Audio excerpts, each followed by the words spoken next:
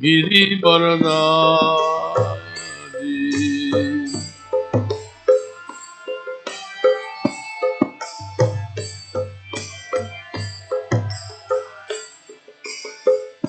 Yashodanandana Vraja Jana Ranjana.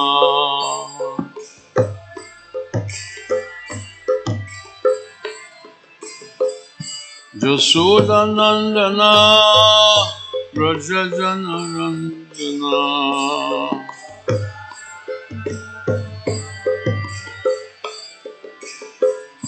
Yashodanandana Vraja Jana Ranjana.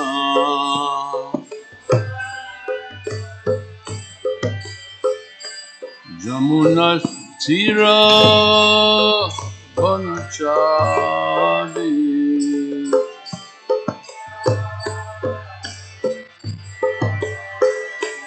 Jamuna Tira Vanachari.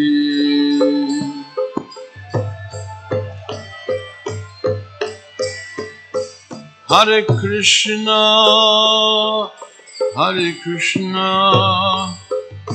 Krishna Krishna, Hare Hare, Hare Rama, Hare Rama, Rama Rama, Hare Hare, Hare Krishna,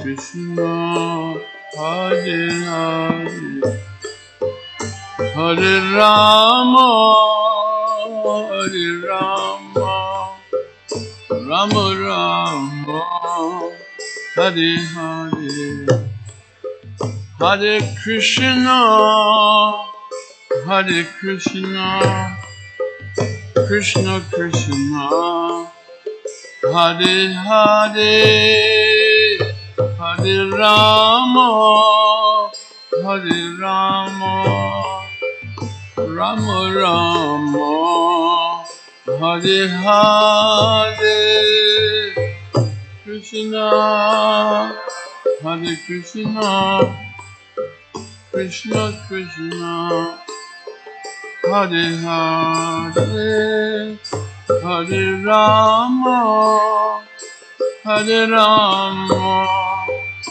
Rama Rama, Hare Hare, Hare Krishna, Hare Krishna, Krishna Krishna, Hare Hare, Hare Rama, Hare Rama, Rama Rama, Hare Hare,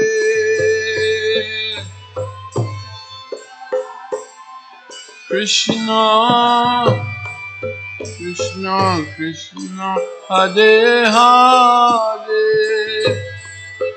Hare Rama, Hare Rama, Rama Rama, Hare Hare, Hare Krishna, Hare Krishna, Krishna Krishna, Hare Hare, Hare Rama, Hare Rama, Rama Rama, Hare Hare, Krishna, Hare Krishna, Krishna Krishna, Hare Hare, Hare Rama, Hare Rama, Rama Rama, Hare Hare.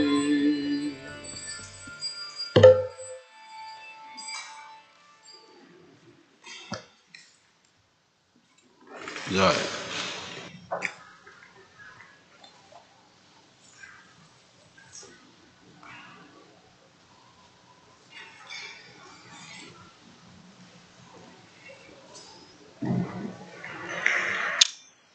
Om Namo Bhagavate Vasudevaya.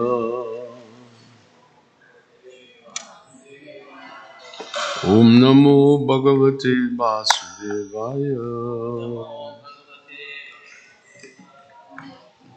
Om Namo Bhagavate Vasudevaya.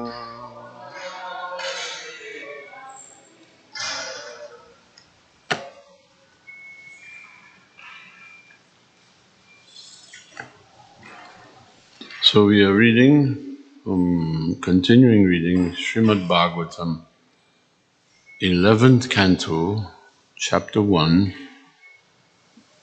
entitled The Curse upon the Yadu Dynasty. And we are on text number 8, that's what's written on the board. Please repeat after me. Sri Rajovacha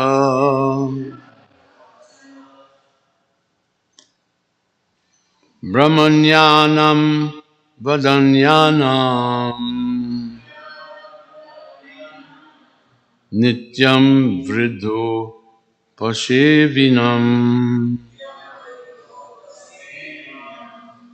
Vipra Shapa Katham Abhud Vrishninam Krishna Chetasam Sirajovacha Brahmanyanam Vadanyanam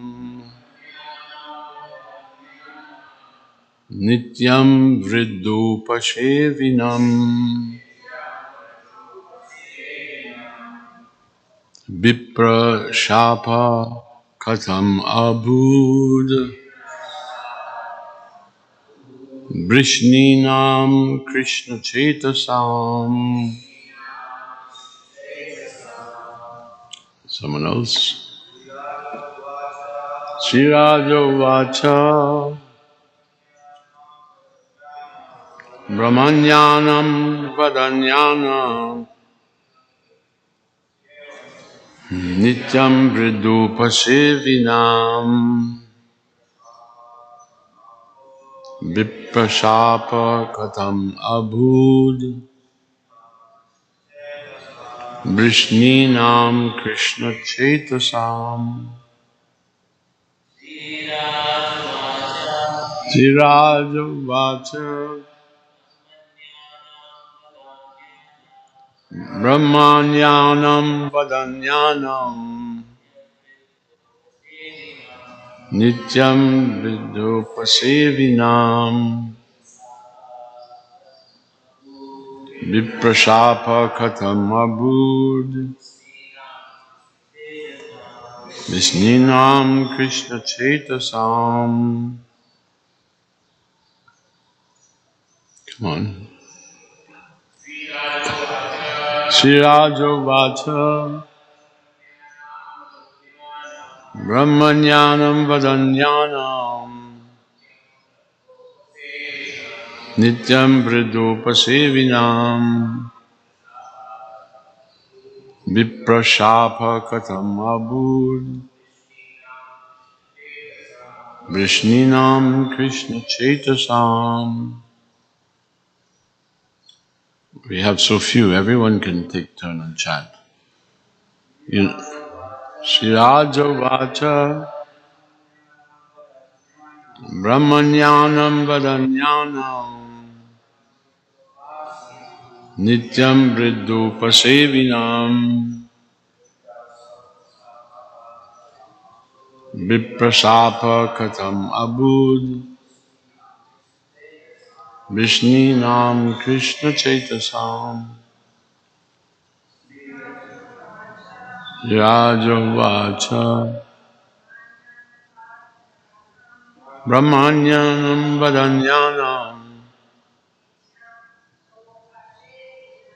Nityam Vriddupashevinam Viprasapa Katham Abhud Vrishninam Krishna Chetasam.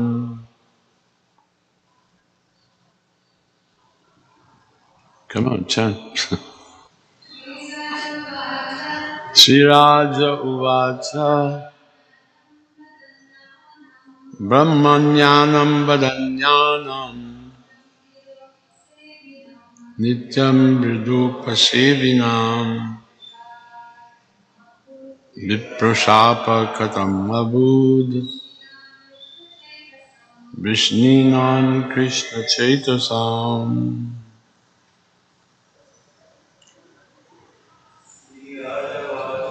Raja Vacha Vadan Yanam Vadan Yanam Nityam Vriddhu Pasevinam Vipraseha Katam Abud Vishninam Krishna Chaitasam.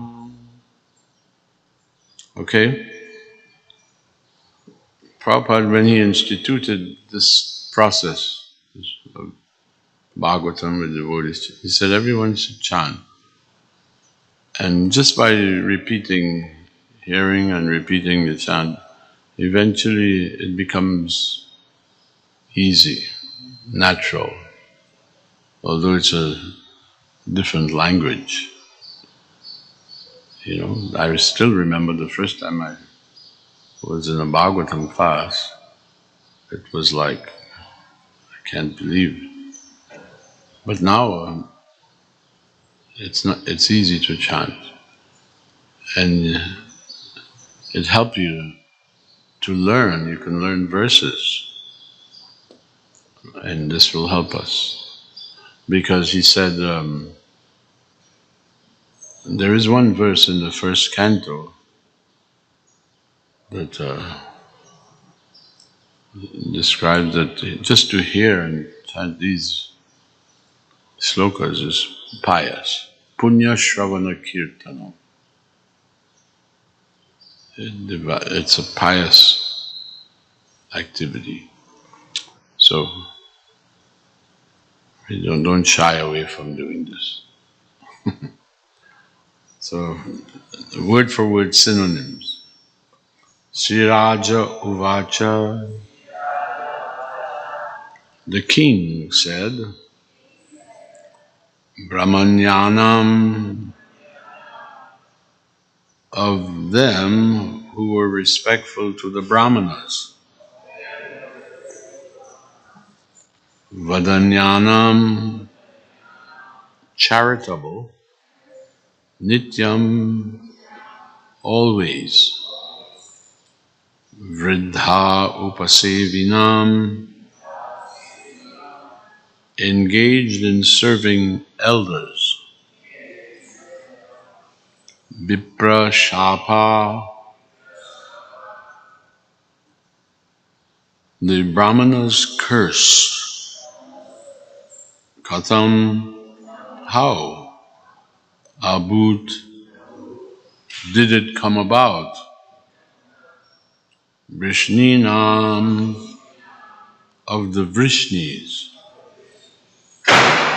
Krishna Chaitasam, whose minds were totally absorbed in thoughts of Lord Krishna.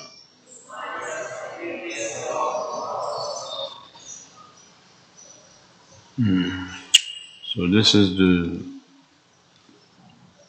Vrishni dynasty being described. Translation, please repeat after me. King Parikshit inquired, how could the Brahmanas curse the Vrishnis, who were always respectful to the Brahmanas, charitable, and inclined to serve seniors, and exalted personalities, and whose minds were always fully absorbed in thoughts of Lord Krishna.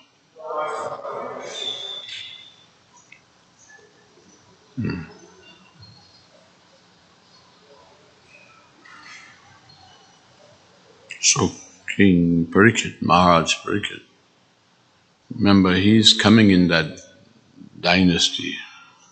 He is the grandson of Arjuna, and he has heard how practically the whole dynasty means they were relatives of Krishna.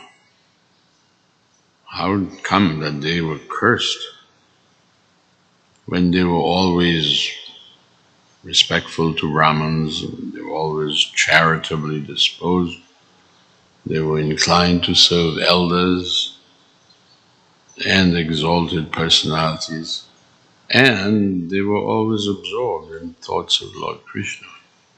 So how was it that they were cursed? Purport.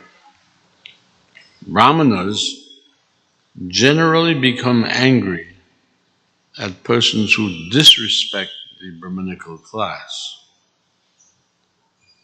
and who are uncharitable, means not charitable, and who declined to serve senior, respectable personalities. Generally, the Brahmins will curse such persons. But the Vrishnis, however, were not like that. Here they are thus described by King Parikshit as Brahmanyanam, or sincere followers of Brahminical culture. Further, even if the Brahmanas became angry, why would they curse members of Krishna's own family?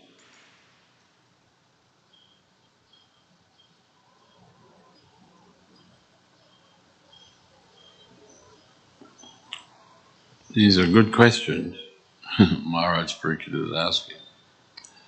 Since the Brahmanas were well learned, they must have known that it is offensive to oppose the personal associates of the Supreme Lord.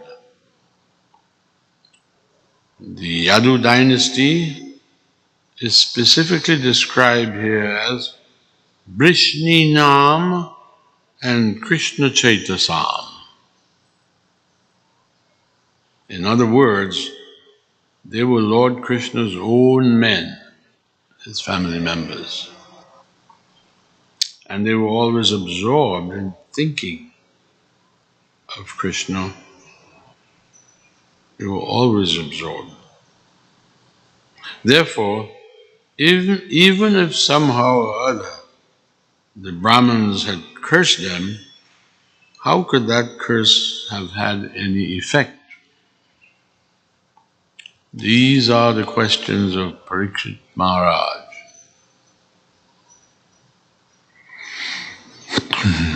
Although the Vrishnis are described in this verse as Krishna Chaitasam, always absorbed in thinking of Krishna, it is clearly indicated that Krishna desired that the Brahmanas become angry and thus curse the other dynasty. The Supreme Lord desired to remove his personal dynasty from the earth, and therefore uncustomary offensive behavior was exhibited by the young boys of Krishna's own family. It is to be understood from this incident that when a man displays envy and ridicule of devotees of Vishnu, his Brahmanyata, or high spiritual qualifications, along with his reverence for Sri Krishna, are all destroyed. Contempt and ridicule directed towards respectable persons and true brahmanas vanquish all good qualities. If there is a break in etiquette towards his devotees, the Supreme Lord will become ill-disposed, even to his own relatives and friends, what to speak of others.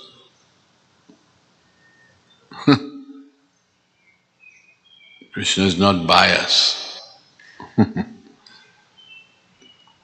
So even to his own relatives and friends, he becomes ill-disposed and thus arranged to destroy those who oppose his devotees.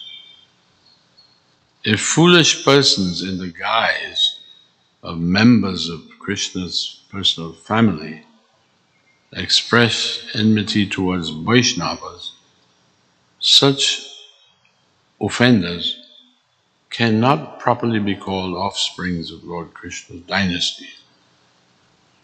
That is the supreme equality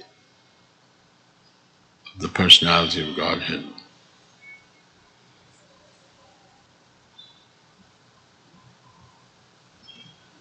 So, the young members of the dynasty, princes, they're all like, they were Krishna's sons and grandsons. Even Krishna had a big family in Dwarka. I believe he had married so many queens, 16,108 queens. And he had 10 sons with each of those queens. And then those sons had 10 sons. So it was a big dynasty. And naturally all those sons and grandsons of Krishna were devotees. It's described here that they were always absorbed in thoughts of Krishna. They knew Krishna personally, they had a relationship with him. Actually, they were eternal, the Nitya Siddha, eternal friends of Krishna. He brought them all down. So they were not ordinary people. But they, I cannot remember the exact offense, but they ridiculed some other elderly people. I believe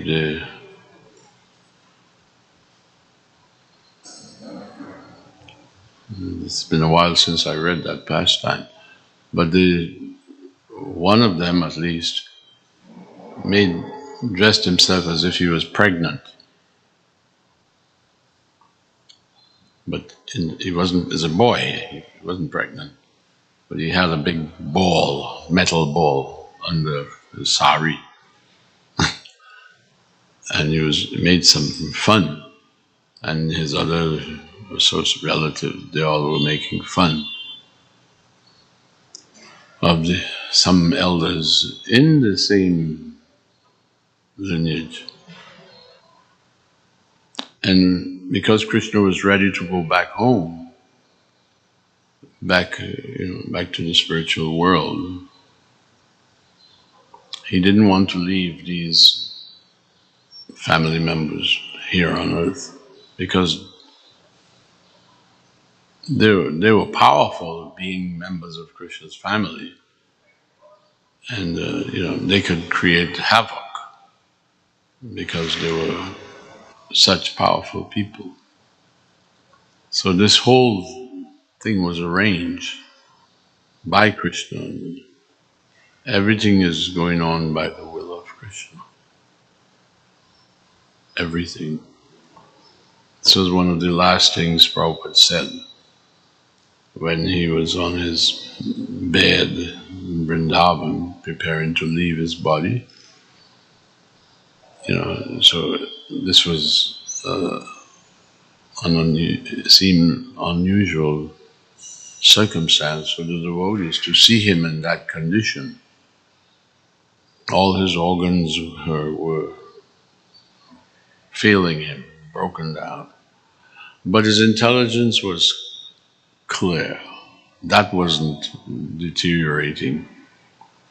His body was deteriorating, but his mind and intelligence was sharp as ever. He was still translating Srimad Bhagacvatam, even though lying on his back on the bed. He had no strength to sit up by himself. They would have to prop him. Or he had no strength to even hold the dictaphone by which we were recording his Bhaktivedanta purports. But if you read the last section of the Bhagavatam that Prabhupada translated and gave purports to, you would never think that this is written by someone who was incapacitated, who was lying on his so-called deathbed, weak, and no. There was clear, crystal clear, and strong, and pure as all his purports. You couldn't tell. So, anyway, there was something to be learned. That many Prabhupada said that at that time, because many devotees, many disciples had come from around the world to spend some time with him. He requested that because at first, when he took sick, nobody was coming. Because they were all absorbed they had duties, responsibilities in their service around the world. But Prabhupada wanted them to come because, as one devotee put it, he said, Prabhupada had taught us how to live as devotees, right? But at the end, he wanted to teach us how to die, how to leave our bodies. So he asked, why aren't they coming to see me? And so the secretary then had to write a letter and send it out to all the temples that Prabhupada is requesting that the devotee should come and spend a little time, even if a week or 2 weeks or what. We didn't know how long he had. I can tell you that no one knew, and many devotees were in denial that Prabhupada was going to leave. They were in denial. They were thinking, he's going to bounce back. He's going to get over this and become strong again and travel around the world and enliven us. So that's why they were somehow not thinking they should go to Vrindavan and be with him in his final days. And Prabhupada understood this, so he requested that they come. And so many devotees were coming, they would take turns just to be in the room with Prabhupada. He requested, his bed was brought out in the living room, and devotees would gather around the bed, and all day long, if he wasn't speaking, there would be kirtan, be chanting. Some devotees were thinking that maybe this kirtan chanting might disturb him, seeing him in that condition, and Prabhupada said, no, this is not disturbance. Kirtan is never disturbance. And so he lay there, and sometimes he would speak a few words. Visitors would come to see him. He was always happy when devotees came from abroad and they gave reports of how the book distribution was going on, what programs, everything. He liked to hear that. And he said that this should go on even after I'm gone. But he said this, he made this remark that he said, everything is happening by the will of Krishna. And he told the devotees, don't think that this won't happen to you also. Because in conditioned life, no one thinks that they're going to die. They don't act like that. They make plans, so many plans, how they will enjoy. No one thinks about death. They think that is too morbid to think about, right? Even though they know death is sure, death is coming for everyone, sooner or later. But we don't live our life thinking about that. We live as if we're not going to die.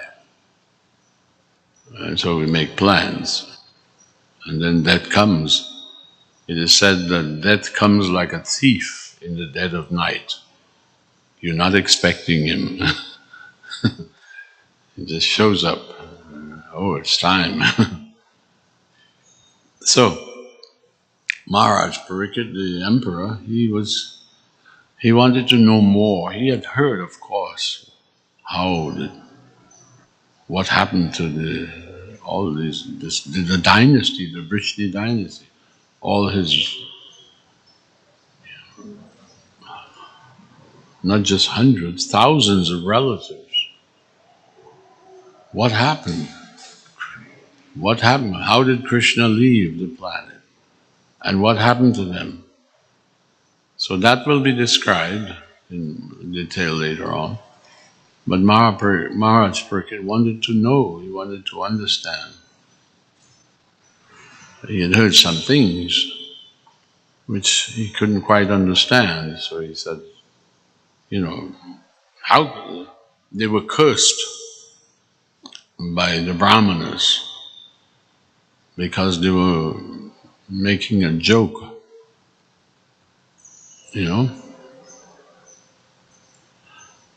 of others.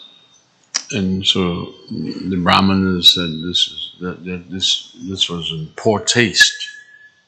They should not be making fun like that, and they were cursed. And I believe that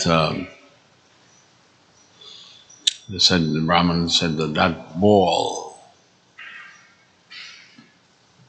which they were making believe was a pregnancy, would be the cause of their destruction. And I think that ball, that iron ball, was then ordered to be destroyed, ground up into like dust, and they threw it in the river. But weeds growing in the river, the dust of that metallic ball was in the weeds, and as they grew, they became like arrows or like spears, and it was that the dynasty, there was a fight, and they killed one another. So it was most unusual that this thing happened. So therefore, it is said here that by the words indicate that Krishna desired that this happened. He wanted them, all his family members, to not to remain on earth. When long as he was here, everything was fine. They were kept in check. But he knew that after he leaves, if they remain, they could create trouble. They were powerful. I mean, they were members of Krishna's family.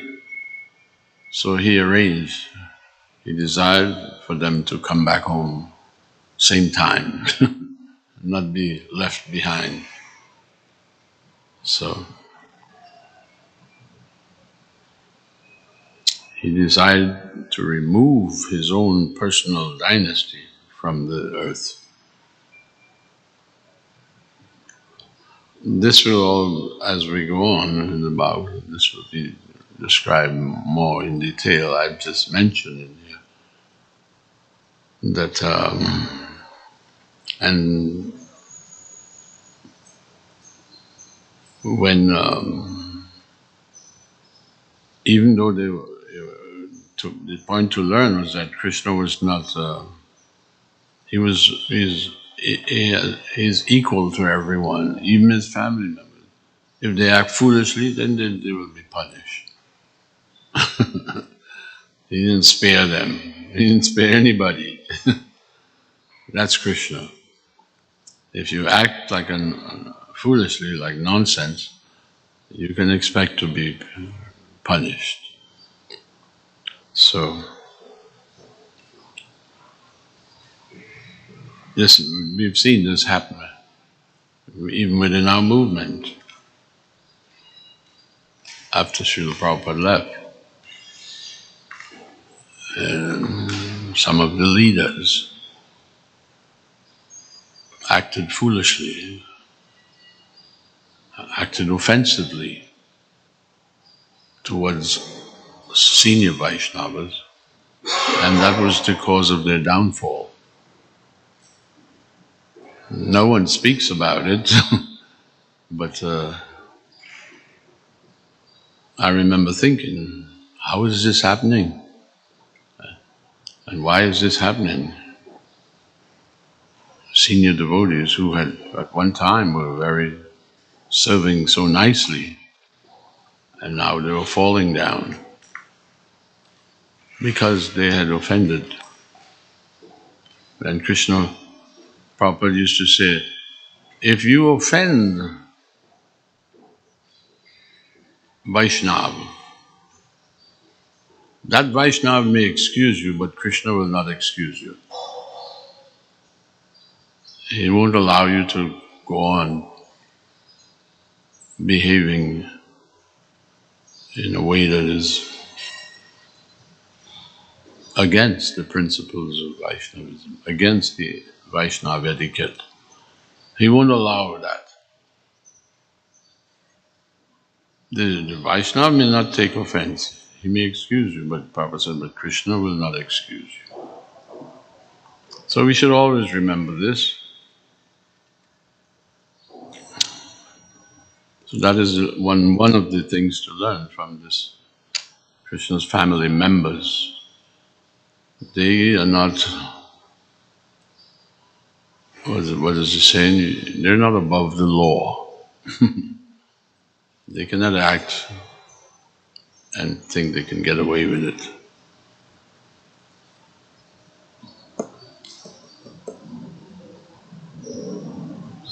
So, but as mentioned in the purport, the behavior of these family members of Krishna was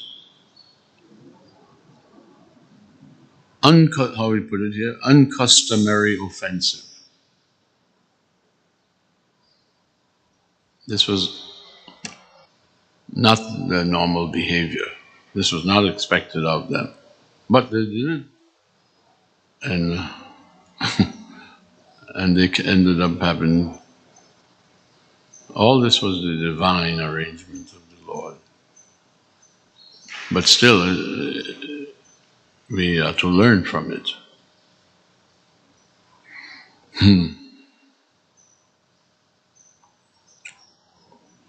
Krishna desired that they be removed. So, anyway, Parikshit Maharaj wanted to know, how could this happen? It's tragic. How could this happen?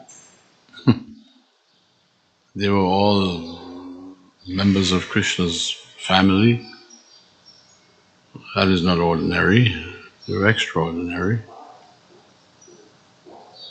And their behavior was always, they always behaved properly. But at this time, somehow or other, they acted inappropriately. But it was the divine arrangement of Krishna. He wanted to remove them from the... Whatever he does is all right.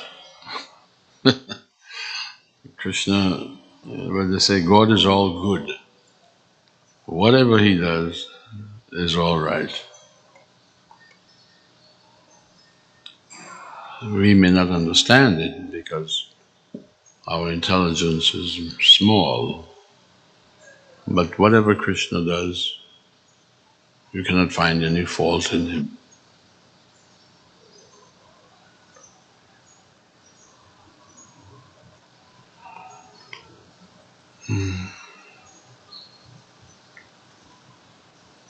I remember in this regarding this same incident years ago, one sannyasi,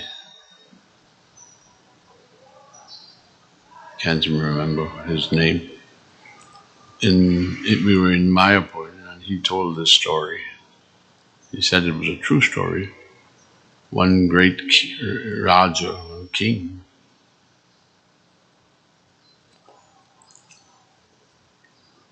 many times, in many cases, the kings would have, they would have Brahmins giving them advice and so on. And sometimes they would even have a servant that was a joker, someone who would make the king laugh by telling jokes, sure bringing in the lighter side of things. And this king had one such joker, and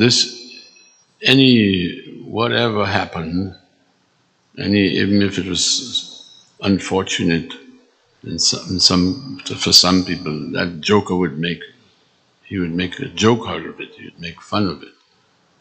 You see, he's making a joke just like Krishna's family members, those boys were making joke. So, this servant of the king, one day the king was, I can't remember if he was sharpening his sword or something, and he cut piece of his finger off, piece of his thumb. His thumb got cut off. And the servant, who was the joker, he made a joke about that. Made fun of the king. Laughed and he said something. And the king thought, now you've gone too far. This is in poor taste. So he ordered the guards, lock him up, put him in the dungeon. So the joker, he was put in jail. And shortly after, the king went hunting because they were allowed to do that. The Kshatriyas, they go in the forest with just bows and arrows or a sword, and they'd face ferocious tigers, you know. So the king went hunting. They weren't going to kill innocent little tiny animals, but if you're looking for tigers, big animals. So he went hunting, and a gang of dacoits who were living in the forest, they came upon and surrounded him, tied him up, kidnapped him, and they took him back to where they live in the forest. And these dacoits, they had a deity of Kali. They used to worship Kali, and they were preparing to offer this king, make a human sacrifice. So they were going to kill the king and offer him as a sacrifice to please goddess Kali. So they took the king and they washed him and cleaned him nicely, everything. And just before they kill him, one of them noticed, hey, the king, he's missing his thumb, part of it is missing. So then one of them said, this is not good. This is not offerable. We cannot offer the goddess a body that is not complete.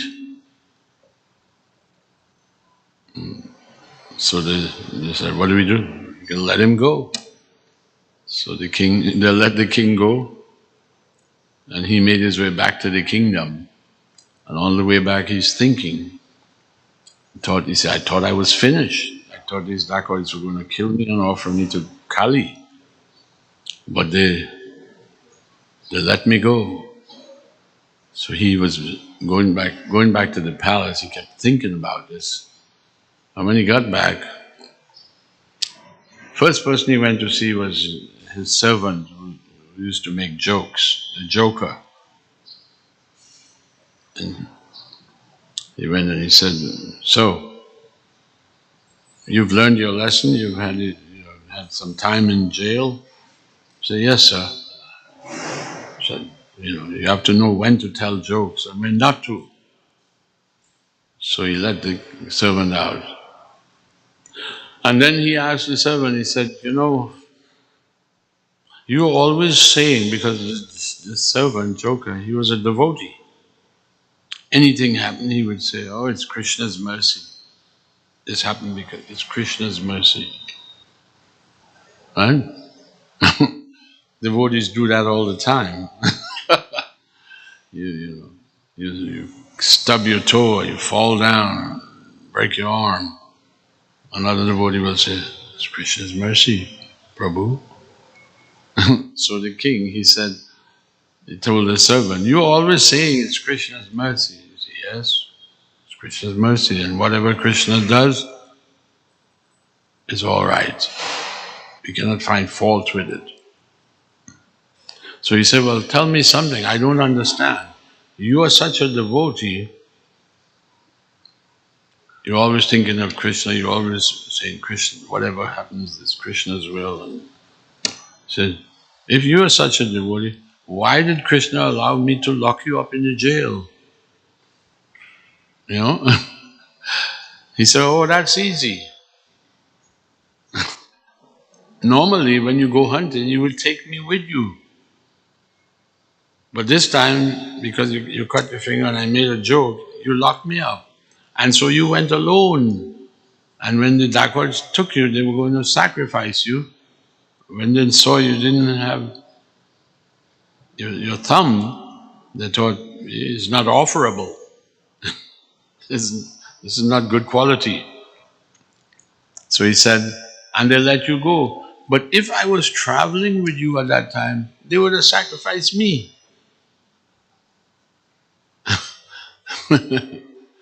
So, you cutting your finger, that was Krishna's mercy. And you locking me up in the jail, that was also Krishna's mercy for me. So therefore I say, whatever Krishna does, that is all right. So here with the members of the other dynasty, Krishna is doing it. He actually is behind everything. He is the supreme controller. He is the cause of all causes. And they say, even people in other religions, I used to hear Christians saying, not a blade of grass moves without the will of God.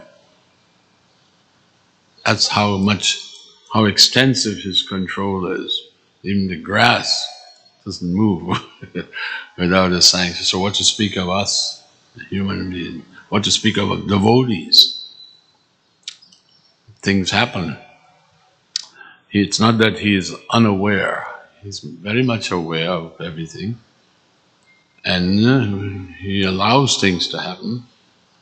Of course, that is sometimes it's to teach us how, if we're doing something wrong, Krishna will arrange for us to be corrected. So, that is His supreme, like an example of His supreme equality, that even His devotees, they do something wrong, they will be rectified. And we may not think, how is this, we may be bewildered, how is this happening? So Maharaj Pariksit, he was thinking like that. And he wants to know, so he's asking Shukadeva, Shukamuni, he's asking him, explain, how could this happen? It's bizarre, it's not normal. And we will see Shukadeva Goswami being Mahajan, Vaishnava, he will explain. Okay? So we shall stop there for today. Anyone have any questions?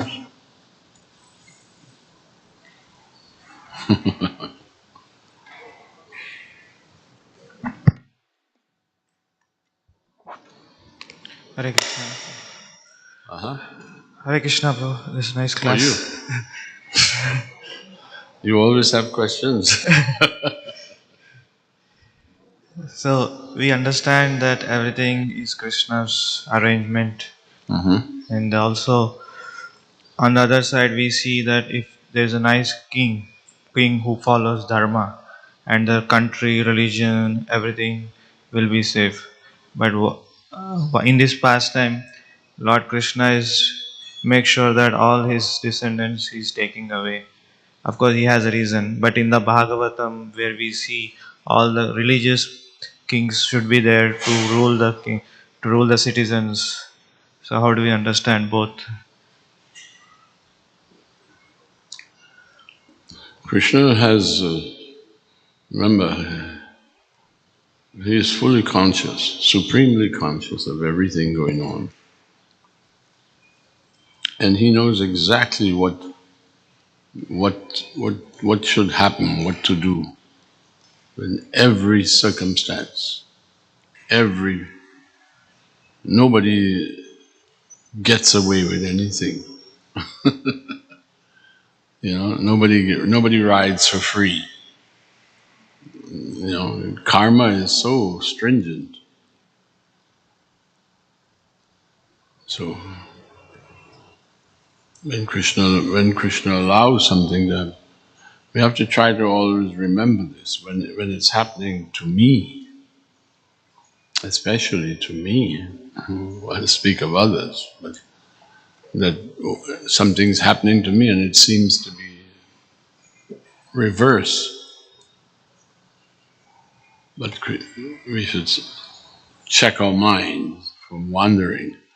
So Krishna is allowing this to happen to teach me. To teach me. It's a teachable moment for me. If you think like this and you practice thinking like this, you'll come out all right. You'll come out all right. Thank you for your class, Prabhuji. Yeah, I felt like just hearing from you. It felt like hearing from you. It was refreshing and kind of reminds me of why I'm here. You know, because a lot of times we don't get these deep realizations and feelings from until Prabhupada's disciples show up. So for me personally, you know, sometimes some devotees actually do, but I feel a special like upliftment from hearing from you. I wanted to hear your thoughts on. Sometimes it seems like devotees are too sensitive and too cautious about making aparad. And one devotee one time said, in order to make an aparad, it has to be um, um, malicious intent. There has to be a malicious intent in the endeavor, because some things we always make mistakes and things like that, but sometimes devotees are just too like, oh, forgive me for, oh, I don't, you know. So I was wondering if you could speak on that a little bit. Anything. Yeah, actually, it's not so easy to commit a Vaishnava aparad. That is not so easy to do. Because on one hand, the Vaishnava, his behavior is, he acts perfectly, properly. But the lesser the devotees may offend him. But it's not something that happens frequently. But if it does, if we cross the line and do that, because we are guided, we have guidance. Prabhupada has given us, he has spoken extensively in guiding us how to live. As I said, he taught us how to live. Instructions are there in his books. And then at the end he taught us how to die. Krishna conscious. So it's not so easy to commit offense. But we should be careful. I mean, Prabhupada has taught, and should be respectful. Chaitanya Mahaprabhu has taught. You should amani namanadina. You have to be respectful to all others, not only devotees. Mahaprabhu didn't specify. He said all others should be respectful.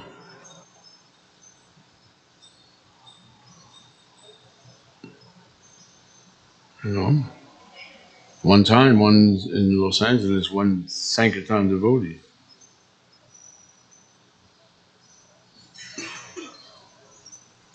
spoke roughly and criticized one man. He was trying to distribute bhakti, but his speech was offensive to the man. And the man was bigger than him, and the man clenched his fist and knocked the devotee down and broke his jaw. And his whole life was changed by that incident. And I said,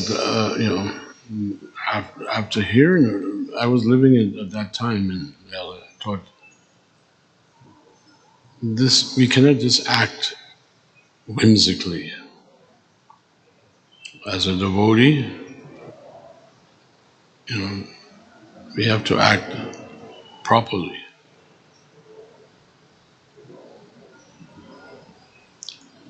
If we don't, then Krishna will have some other agent straighten you out. He will do that. That's for your own good, because you were going in a pattern that was inappropriate. So somebody else speak to you, deal with you, even a non-devotee. You see?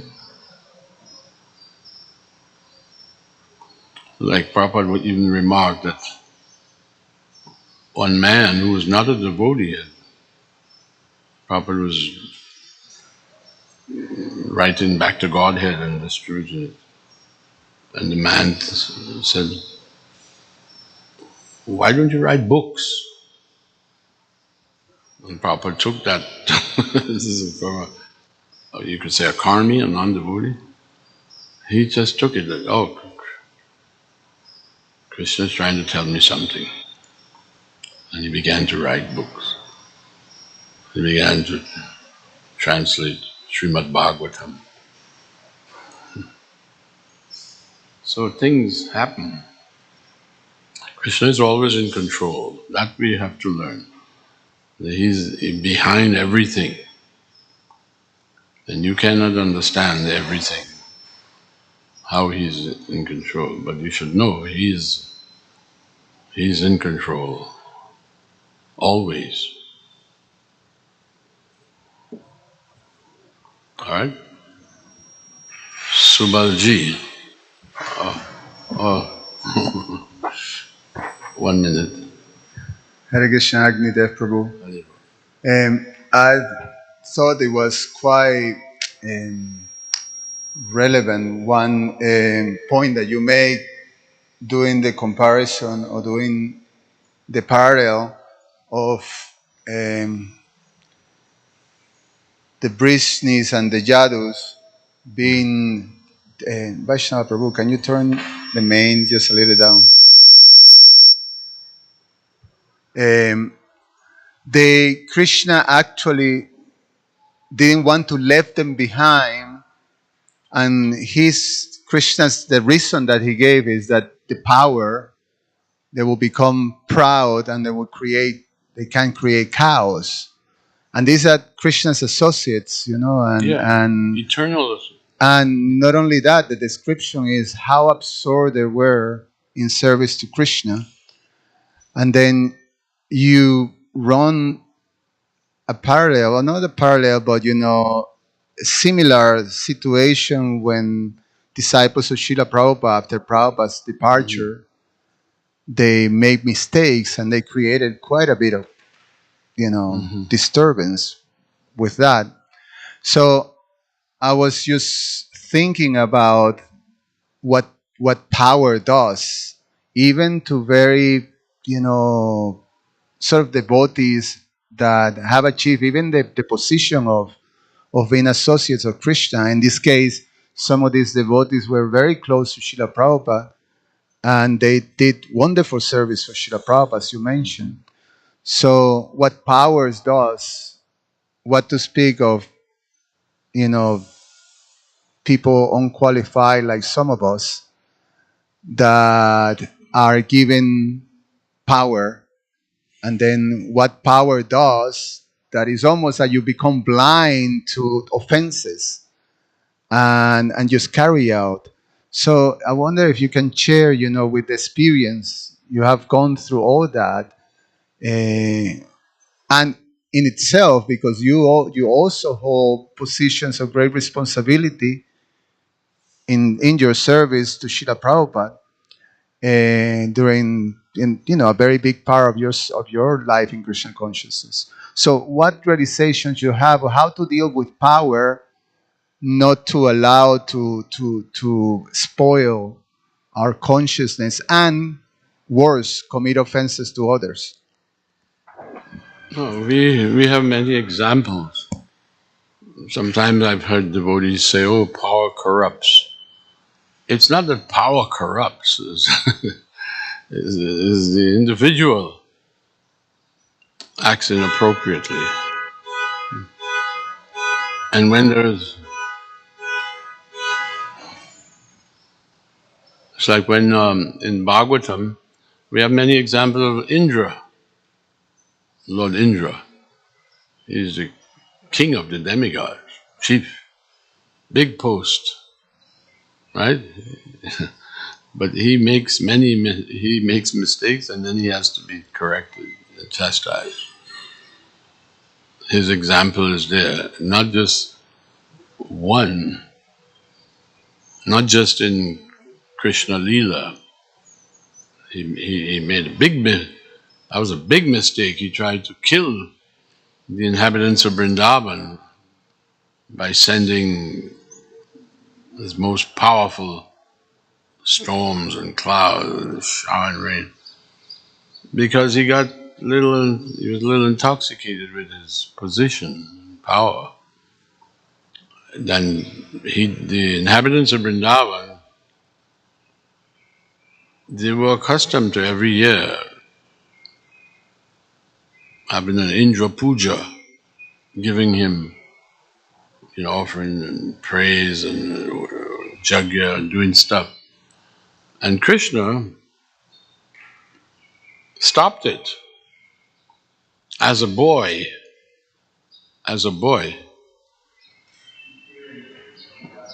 Okay, Krishna stopped it. As a little boy, he's 5 years old. As they were preparing for the Indra Jagya, Krishna asked his father, "What are we doing here? What is going on here?" Like children do, they ask questions a lot. Why? Why? Why? And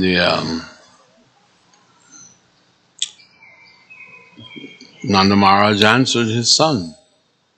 He said, "Well, we've been doing this. This is our tradition, custom." And Krishna heard the explanation. He said, "Yes, but why?" Again, he wants to know. And they told him, "Well, Indra is, he gives rain, he sends rain. We are agricultural people, we have cows, we are cow people, and we need rains, make the grass grow, and so the cows can graze, can eat. So that's why we worship him. And this has been going on in family generations." And Krishna says, "Well, we don't have to do that." He said, "He has a job to do, Indra. Yeah, he has a big position, but he has a job to do. He has to do it. He has to send rain and all these things. So you don't need to worship him." And somehow, as a little boy speaking philosophy, Krishna convinced Nanda Maharaj and the other cowherd men in the community. They were charmed by Krishna speaking, and they said, "Okay, we'll stop worshipping him." And this was a whole community effort. All the people in the village were involved in this Indra Puja. And now Krishna is coming, he's 5 years old, and he's saying, "You don't need to do this anymore, stop it." And so they said, "Okay." They accepted Krishna's reasons, his philosophic. He gave philosophical reasons why there is no need to worship the demigod. Such reasoning that he convinced these men, convinced the elders of Vrindavan. So then they say, "Okay, we won't do it now, but we made all this preparation. We cooked all this food and all these things. What shall we do?" Krishna says, "Worship Govardhan." Worship Govardhan Hill. He is more important to us. So they said, and he said, and cook more, and offer to Govardhan. So they followed Krishna's advice, but Indradev, looking down from heaven, he said, they're not doing my puja anymore? Just on the advice of a little boy? They need to be taught a lesson. Krishna even told the people, he said, when you cook all this food, offer it to Govardhan, you can feed everybody in the village. Feed everybody. Invite everybody to come and take prasadam. Even the dogs. You give everybody prasadam. Everybody except Indra. Don't give him any. So Indra got really offended, real annoyed. He thought, these people need to be taught a lesson. And you know the story, he sent these heavy rain clouds, and it was, the people they'd never seen rain like this. It was like bigger than monsoon rain, really heavy. It was the kind of rains that would happen at the end of the, the end of the age, and it's going to be. And so they came to Krishna and they said, we think by us stopping Indra Puja, now Indra is mad. Look what he's doing, he's sending hail, big blocks of ice, balls of ice, hail and storm and wind and everything. And our cows are freaking out. The animals, when there's heavy change in the atmosphere, in the weather, the animals are very sensitive. They start crying. He said, our cows are crying, they're really disturbed. What do we do? And Krishna says, oh, okay, come with me. And from his house, he ran over to Govardhan. And all the people followed him. And then Krishna lifted Govardhan hill like a big umbrella. Tell everybody, bring your cows, but everybody come under. So they all came under, and they had a bit like a big umbrella, because Govardhan was a mountain at that time. Since then, 5,000 years ago, it's been shrinking in height, size. Now it's not very high, but at that time it was a real mountain. He lifted it with this pinky on his left hand, and Prabhupada says, Krishna was thinking,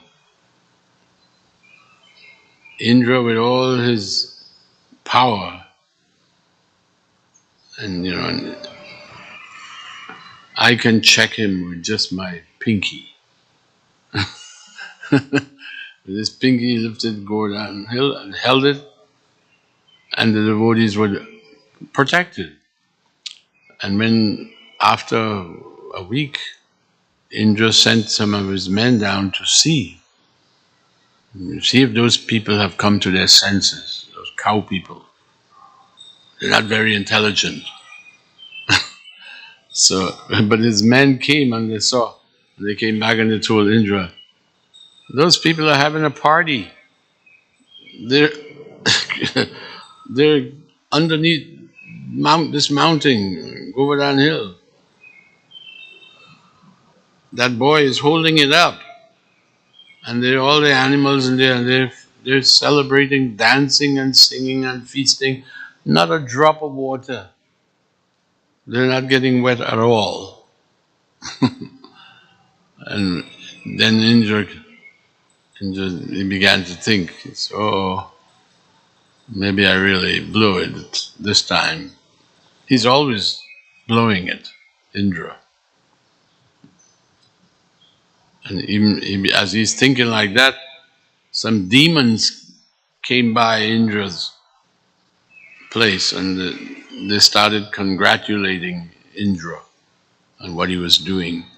He says, "Way to go, Indra! You're really teaching those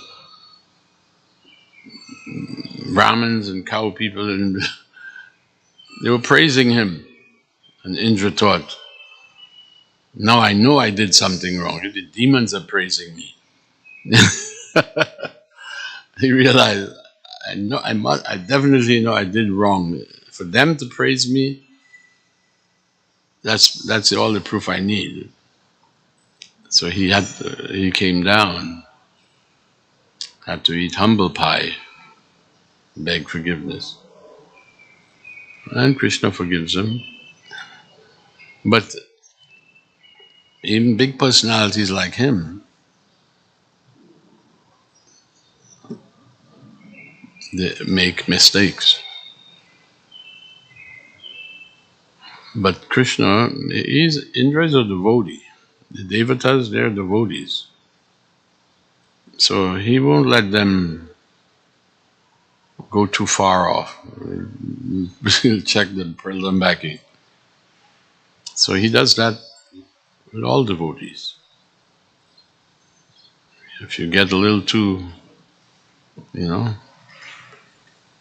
as I said, too big for your britches, and Krishna will correct you. In the case of these family members, he knew, I'm going back and I can't leave them here. They're so powerful, they'll create trouble.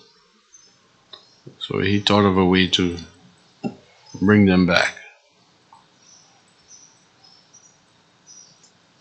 And as I say, whatever Krishna does is all right. However he may choose to do it, you may not understand it. It doesn't tally with your brain, but you should know. Krishna is doing this. So, all right. You had before. Just really quick. So I was speaking to one person, and he was saying how this is not fair. Like if we want to be separate from God, like why are we still controlled? Like why are we not really independent? And I was thinking, I mean, just like a child, I have 4 kids, and the children are incapable of making the right decisions. So we're like children, and at every step we can make the wrong decision. So Krishna is there, like you're saying, not a blade of grass moves without the sanction of God. So he's there actually to help us come back. Otherwise, we're just perpetually making the wrong decisions and having to suffer for it.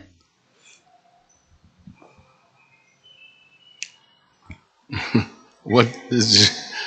You don't have a question? Yeah, no, we have independence. Independence, of course, our independence is small. Krishna is supremely independent, but we are not supremely independent. We have the independence means we can choose to surrender to Krishna or not. We can choose to serve Krishna or not. Every day, every moment, we have that independence. You can say, I don't feel like doing it today. Right? That is independence. That is misuse of independence. But that's the meaning of independence. Prabhupada said, you can become a demon by your independence. And then of course you will suffer. So Krishna is saying, better you be my devotee and you'll be all right. So we're always having that opportunity. Shall I surrender Surrender is an ongoing process. I used to think, well, I surrendered. I moved in the ashram and I surrendered. I don't have to surrender anymore? No. No, it's ongoing. Ongoing.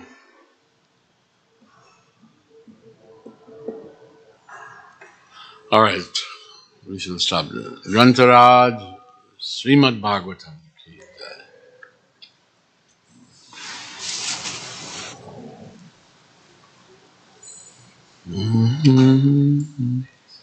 There you go.